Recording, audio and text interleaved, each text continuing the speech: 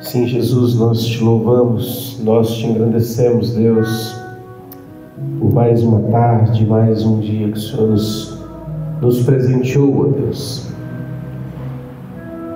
E como disseram essas canções, ó Deus, nós precisamos do Senhor, nós precisamos de Ti, Senhor. Precisamos, ó Deus, que o Senhor faça parte da nossa história. Precisamos, ó Deus, que o Senhor esteja ao nosso lado.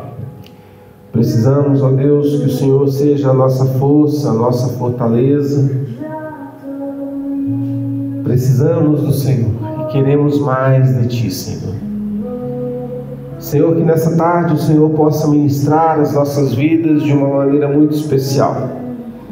Que a Tua palavra possa vir como alimento para o nosso coração. E que nós possamos sair daqui hoje, Senhor, completamente renovados pela Tua presença, pelo Teu amor, pelo Teu cuidado. Ministra, Deus, ministra, Senhor, as nossas vidas. Muito obrigado pela vida de cada um que está aqui, ó Deus. Abençoa de uma maneira muito especial. Que cada um aqui possa provar realmente do cuidado, do amor e da proteção do Senhor, ó Deus. Fala conosco, no nome de Jesus. Amém. Amém. Amém, queridos. Graça e paz. Que o Senhor Jesus fale ao teu coração nessa tarde. Deu um calorzinho agora, né? Aqui dentro esfria um pouquinho, mas lá fora está bem quentinho. Até alguns minutos atrás eu estava com a cadeirinha sentado lá fora, lá no solzinho, lagarteando, né? Muito bom, glória a Deus por tudo que o Senhor tem feito, por tudo aquilo que Ele faz. Queria compartilhar com os irmãos um texto bem importante, que está lá em 1 Pedro, no capítulo 3. 1 Pedro, capítulo 3, lá no finalzão da Bíblia, quase em Apocalipse. 1 Pedro, no capítulo 3, verso 13 até o 16 ali, vamos ler. Ok? 1 Pedro 3, verso 13 até o 16. Diz assim a palavra de Deus: Ora, quem há de maltratá-los se vocês forem zelosos na prática do bem? Mas mesmo que venham sofrer por causa da justiça, vocês são bem-aventurados. Não tenham medo das ameaças, nem fiquem angustiados. Pelo contrário, santifiquem a Cristo como Senhor no seu coração, estando sempre preparados para responder a todo aquele que pedir razão da esperança que vocês têm. Mas façam isso com mansidão e temor, com boa consciência, de modo que naquilo que falam mal de vocês, fiquem envergonhados, esses que difamam a boa conduta que vocês têm em Cristo. Até aqui. Meus irmãos, a gente vive dias onde a esperança parece ser um recurso bem escasso, né? A gente vive tempos onde a esperança, ela se esvai como uma água que você abre a torneira, coloca a mão e ela sai, passa por entre os dedos. Conversas das ruas, nas redes sociais, na internet, nos bancos, né, supermercado, e até mesmo dentro da igreja, a gente percebe um cansaço coletivo. A gente percebe que as pessoas estão esgotadas, muitas delas estão sem esperança, estão cansadas, sabe? A gente consegue perceber isso muito claro. A gente está cercado também por incertezas, não é verdade? Se você liga o noticiário, só coisa ruim, né? Só coisas que nos colocam ainda mais para baixo, né? Só coisas que nos tiram a esperança. Só coisas que, enfim, te trazem desânimo. Seja por uma injustiça social, seja por um escândalo político, seja por atitudes aí de juízes, seja por N coisas, situações que nos trazem desânimo. E muitas vezes um questionamento, né? Será que vale a pena continuar acreditando? Será que vale a pena continuar acreditando? Muitas pessoas, elas nem querem mais acreditar, né? Principalmente em políticos, em outros líderes, porque o caos se instaurou e o desânimo parece que chegou para ficar. Essa é uma realidade que a gente tem vivido hoje, né? E é nesse cenário que eu quero convidar você a meditar nesse texto de 1 Pedro capítulo 3. Esse texto fala poderosamente aos nossos dias, e a gente vai poder decifrar isso, e a gente vai poder perceber isso naquilo que Pedro escreve para os cristãos. E vale lembrar que os cristãos aqui, o primeiro leitor, né, de Pedro, eles estão sofrendo uns bocados ali, viu? Eles estão sofrendo muito, porque eles estão vivendo bem num período de perseguição, onde os cristãos estão sendo muito perseguidos, onde os cristãos estão sofrendo num ambiente hostil, onde existe muita discriminação, calúnias, mentiras, e esse é o cenário da igreja na época de Pedro, na época que ele escreve, então, esse texto.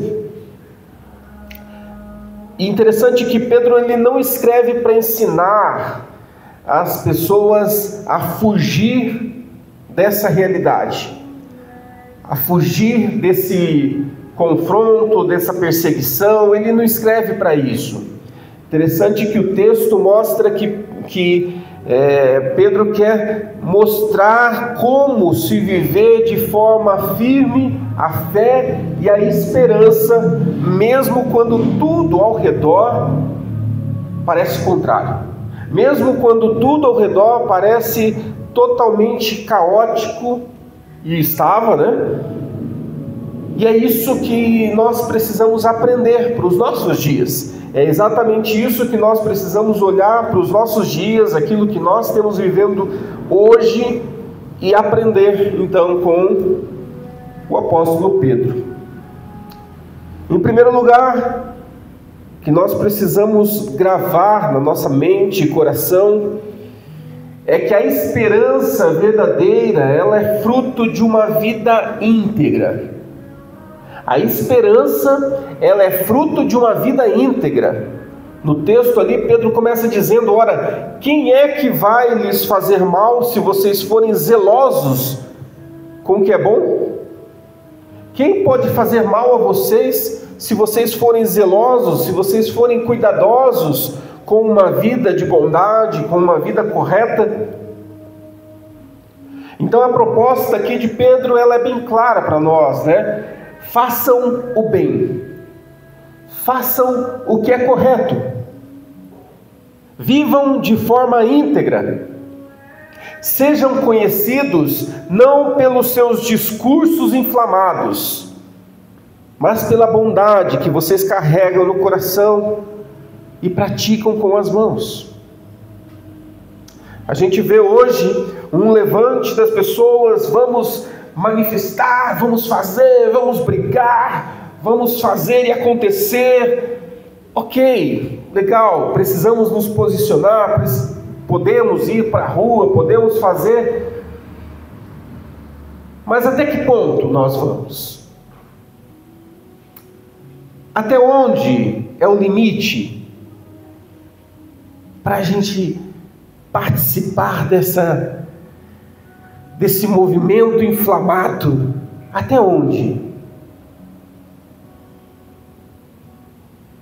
Quem não se lembra? A gente, daquele episódio, né, em 8 de janeiro, lá, onde muitas pessoas foram presas numa manifestação em Brasília, pessoas inocentes que estavam lá se manifestando, e elas estão presas até hoje. Até onde vai o nosso movimento inflamado, né? Até onde eu posso ir? Até onde vale a pena? Até onde o Senhor quer que a gente vá? E é isso que nós precisamos prestar muita atenção. E o apóstolo Pedro aqui, ele mostra para a gente que o mais importante é nós vivemos de forma íntegra e ser conhecido não por aquilo que a gente está falando, discursando, mas por aquilo que a gente está vivendo, pela bondade que nós carregamos no nosso coração, pela prática que nós realizamos com as nossas mãos. É disso que o apóstolo está falando aqui. Vocês precisam ser conhecidos por isso. Ele não está falando que você não tenha que reclamar, que tenha que se levantar. Não está falando isso. Mas que mais importante é você viver a bondade.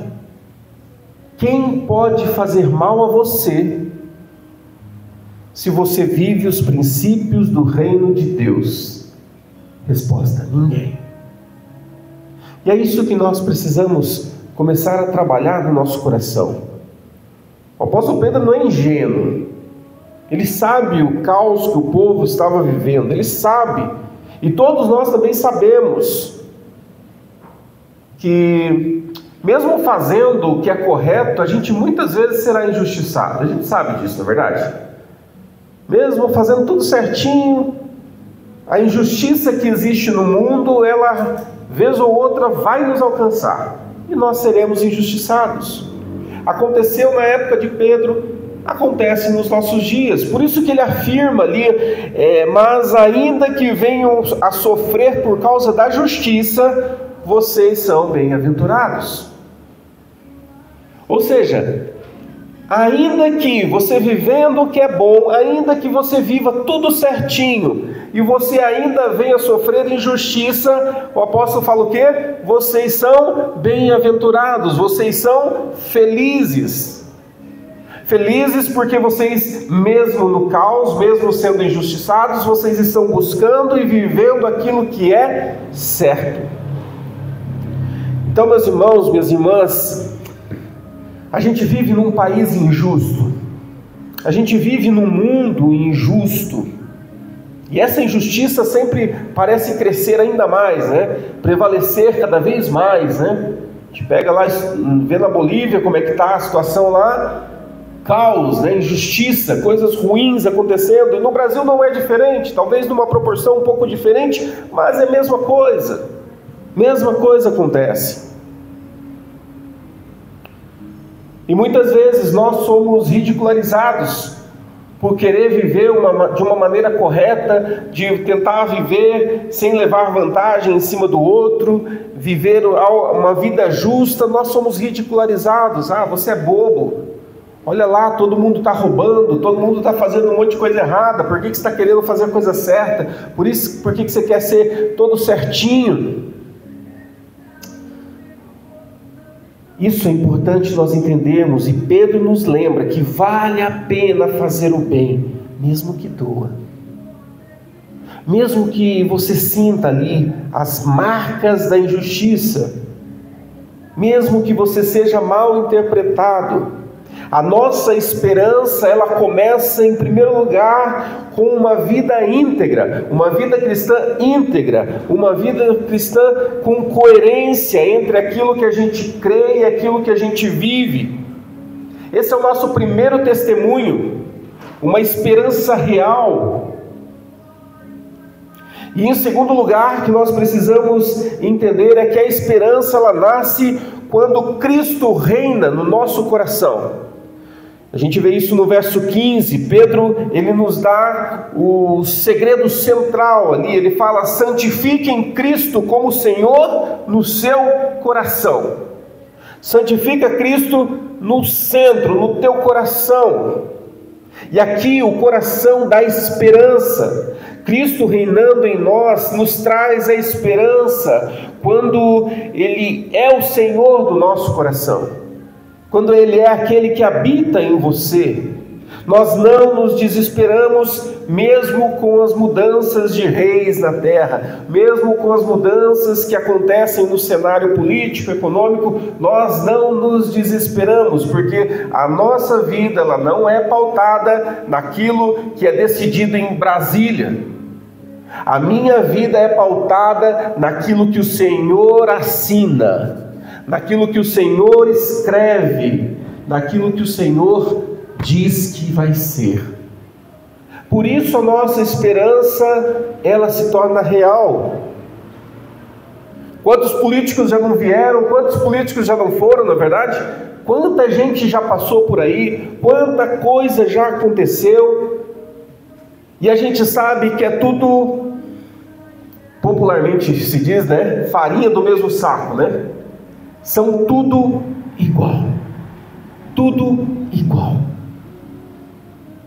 Eles mudam uma coisa ou outra, mas o cenário geral é tudo igual. Até mesmo aqueles que inflamam a população a fazer e acontecer, eles mesmos, na posição que eles estão, eles tomam todos os cuidados para que eles mesmos não sejam atingidos. Percebe, voltando lá naquele evento lá de 8 de janeiro, que muita gente foi presa, quantos políticos foram? A gente só vê gente inocente lá. Porque eles sabem até onde eles vão. Eles sabem exatamente até onde eles podem pisar. Só que inflama-se o povo, e o povo vai descontroladamente, age muitas vezes impulsionado, vai pela emoção e de repente faz as besteiras e acaba sendo punido por isso. E daí você percebe, puxa, até onde a gente deve ir? Será que eles de fato estão preocupados conosco? Então, independente se é esquerda, se é direita, eles estão preocupados com eles mesmos. A esperança deles está neles mesmos. Só que a nossa esperança está em Cristo Jesus. A nossa esperança está no Senhor, e é Ele quem pauta a minha vida. Não são políticos, não são ninguém. É Cristo Jesus que pauta a minha vida. E eu tomo as minhas decisões naquilo que o Senhor se agrada. Cristo sempre permanece. Ele governa soberano sobre todas as coisas. Então, se eu vivo uma vida de dependência do Senhor, se Cristo é santificado no meu coração, se Cristo vive, eu perco o medo das circunstâncias e dos problemas. Eu vejo, posso até me manifestar, mas eu sei que o mundo vai de mal a pior. A Bíblia já diz isso. A Bíblia diz que muita coisa ruim acontecerá. Muitas coisas ruins viriam. Jesus disse isso, vocês vão passar por muitos problemas aí, mas fica firme aí. Tenha bom ânimo, porque eu venci o mundo. Então permaneçam em mim. Então, quer saber aonde buscar esperança hoje? Não é no noticiário, não é nos jornais, não é na internet, nem num plano de governo. É em Jesus Cristo. É nele que está a nossa esperança. E quando Ele é o Senhor em nós, nós conseguimos ver com clareza, agir com justiça e agir com sabedoria. Não sou levado por ondas, mas sou guiado por Cristo Jesus. Percebe como esse texto, percebe como as orientações de Pedro, eles casam muito com a realidade que nós vivemos hoje. Percebe que o discurso de Pedro, ele tem muito a ver com os nossos dias hoje, com a forma como nós iremos viver os nossos dias hoje. Faz muito sentido. E em terceiro lugar, a esperança, ela se manifesta como resposta ao mundo. Pedro ele fala ali nos versos 15 e 16, estando sempre preparados para responder a todo aquele que pedir razão da esperança que há em vocês. Mas façam isso com mansidão e respeito, com boa consciência. Ou seja, a esperança cristã ela não muda, ela fala, ela se manifesta, mas ela se manifesta com mansidão, ela se manifesta com respeito, ela se manifesta com consciência limpa. Essa é a esperança cristã, essa é a esperança que Pedro fala para que nós possamos viver. Estejam preparados para responder todos aqueles que vão perguntar a respeito da tua esperança. Ou seja, nesse mundo caótico, nesse mundo cheio de turbulências, as pessoas precisam enxergar em nós a esperança verdadeira. E daí nós precisamos estar prontos para falar a elas: que esperança é essa? Que esperança é essa que você tem? Como é que você consegue viver nesse caos tendo esperança? Esteja preparado, mas faça isso, o apóstolo fala, mas faça isso com mansidão, faça isso com respeito, faça isso com amor, faça isso com boa consciência. Esse é o trabalho, essa precisa ser a minha postura. Como eu disse no início, muitas pessoas estão assustadas. Muitas pessoas hoje vivem confusas, perdidas. Mas elas estão observando os cristãos, sabia disso? Elas estão lá fora, mas elas estão observando você, que se diz cristão. Como quem observa, quero ver como é que eles reagem. Quero ver como que eles se posicionam. Será que eles estão desesperados? Será que eles estão angustiados? Será que eles também estão perdidos?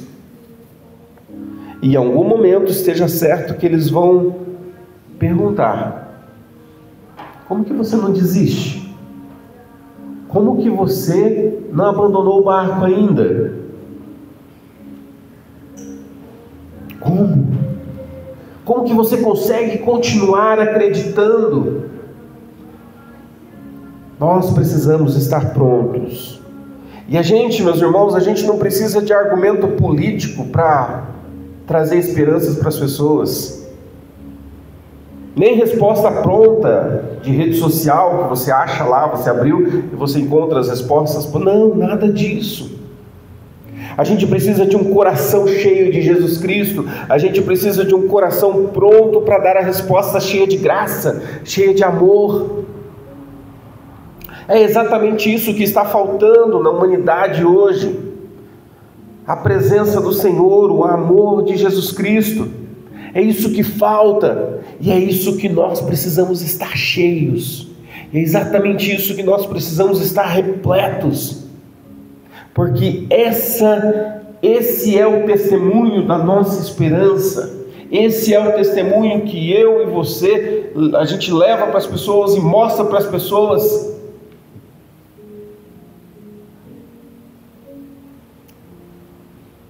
A esperança verdadeira não grita. A esperança verdadeira, ela fala com amor. Ela brilha. Brilha nos seus olhos. Brilha na sua vida. E isso atrai as pessoas. Eu quero terminar essa reflexão, essa palavra dessa tarde, lembrando a cada um de nós onde devemos buscar essa esperança em tempos de incerteza. Talvez você mesmo tenha chegado aqui hoje cansado de tanta coisa que você está ouvindo, né? Você liga a TV, chega, não quero ouvir mais. Muita desgraça, muito problema, ai meu Deus do céu, não aguento mais. Lá em casa a gente quase não assiste TV aberta. Lá em casa a gente quase não assiste, para não dizer não assiste, noticiário. Se a gente quer se informar, a gente vê exatamente o que a gente quer na internet, né? Esse é um benefício que a internet tem. Porque você liga e eles jogam para você exatamente aquilo que eles querem que você ouça. Você já percebeu isso?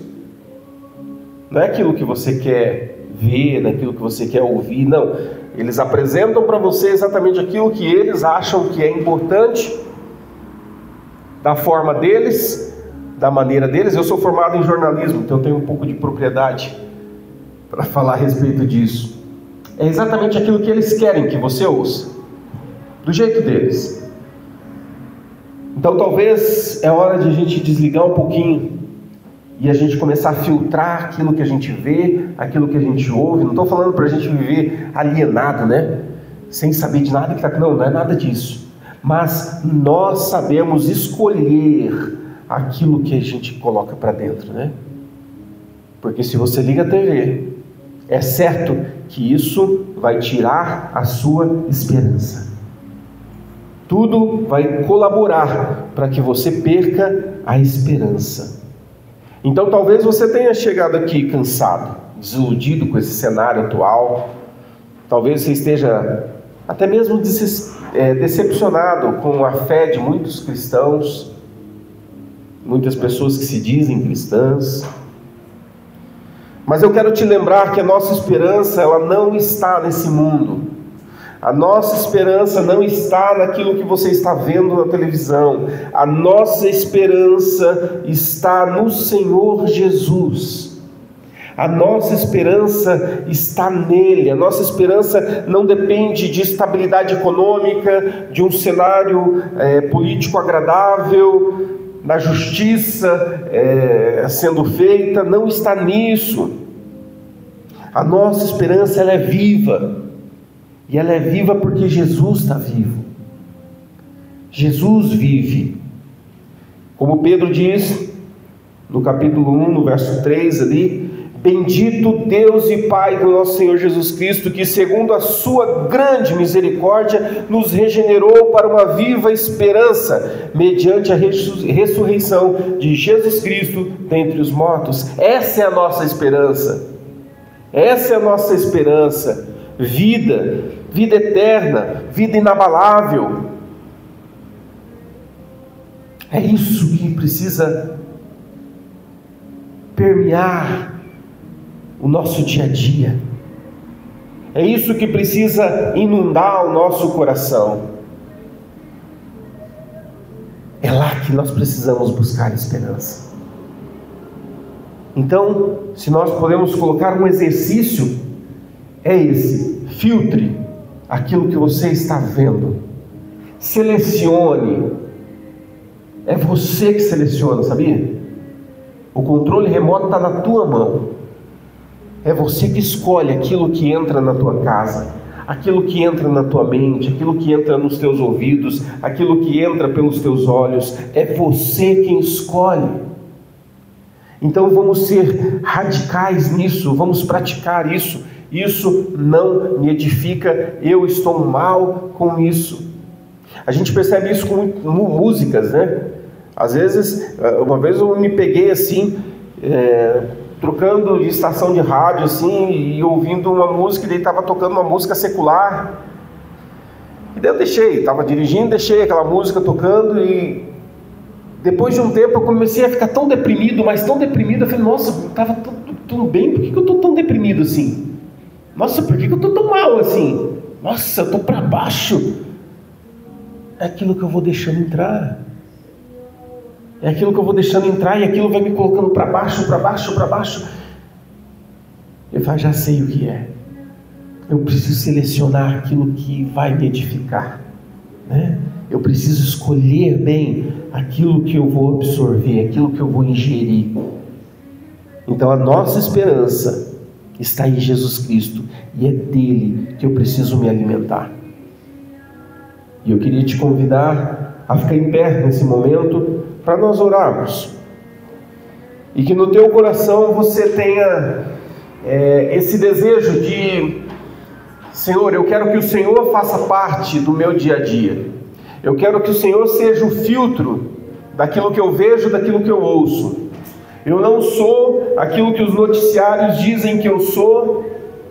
A minha esperança não está naquilo que os noticiários dizem que é, mas a minha esperança está no Senhor, mesmo que lá fora esteja caindo o mundo. A minha esperança sempre estará no Senhor Jesus, e é nele que eu confio, é nele que eu vou me apegar, é nele que eu vou descansar, porque a esperança em Jesus nos coloca para cima, nos levanta a cabeça e nos faz olhar o horizonte. A esperança do mundo faz você olhar para baixo e faz ver que não tem mais solução. Entrega os bets, entrega tudo aí, porque não tem jeito mais. Vamos orar? Senhor, nós confessamos, ó Deus, que muitas vezes nós nos deixamos, ó Deus, levar pelos medos, pela ansiedade, pela descrença. Nos deixamos levar, ó Deus, por aquilo que a gente vê nos noticiários, na televisão, ó Deus, e essas coisas vão minando a nossa fé, vão minando o meu caminhar, e isso vai colocando a minha vida cada vez mais para baixo, Deus.